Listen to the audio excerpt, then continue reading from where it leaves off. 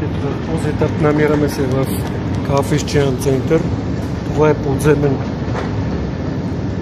музей, който издига до чак горе до центъра на град Ереван.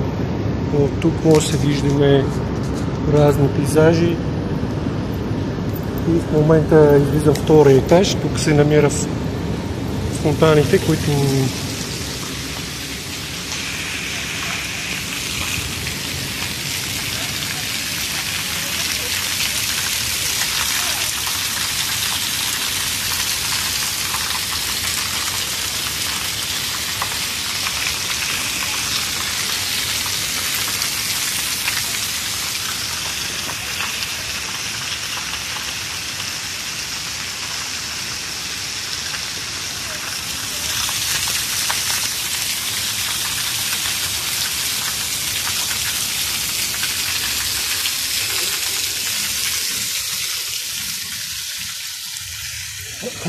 той се намира в центъра Ереван.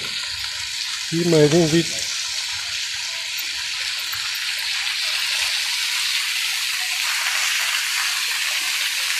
архитектурно решение за